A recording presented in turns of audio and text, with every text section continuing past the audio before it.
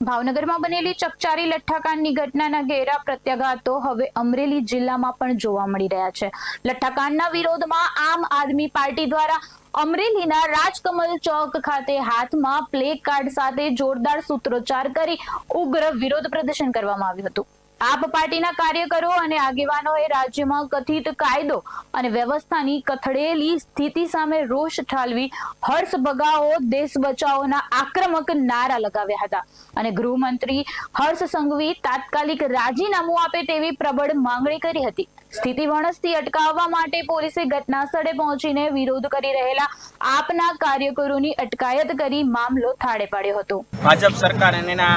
કહેવાતા ગૃહમંત્રી એવા હર્ષ સંઘવી જે એણે પોતે સાબિત કર્યું છે ડ્રગ સંઘવીમાંથી તેણે ખાલી દારૂની બોટલો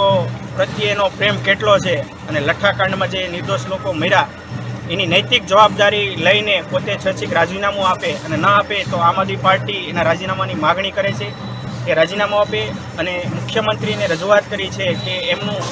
પદભ્રષ્ટ કરીને એની ઉપર કાર્યવાહી કરવામાં આવે। જ્યારે કોઈ વિરોધ પક્ષના નેતાઓ કે વિરોધ પક્ષના લોકો અથવા આમ જનતા એના હક માટેનો અવાજ ઉઠાવે ત્યારે પોતાની બાહુબલી દેખાડે છે, પણ જ્યારે તેની પાર્ટીના અથવા પોતાની નૈતિક જવાબદારી વિશે કોઈ સવાલ પૂછે તો ત્યારે મિયાઓની મીંડળી થઈ જાય છે। તો આ બની બેઠેલા ડ્રગ સંઘવી ને અમારી માગણી છે કે પદ ભ્રષ્ટ કરવામાં આવે, એનું રાજીનામું લેવામાં આવે અને જે આ કથા કૌભાંડ થયેલું છે નકલી શરાબ અને લઠ્ઠાકાંડનું એની ઉપર કાર્યવાહી કરીને એક ઠોસ સબૂત બેસાડવામાં આવે સજાના રૂપમાં, જેથી કરીને કેમ કે અવારનવાર આવા કૌભાંડ થઈ રહ્યા છે એને અનુલક્ષીને આજે આમ આદમી પાર્ટી અમરેલી જિલ્લા દ્વારા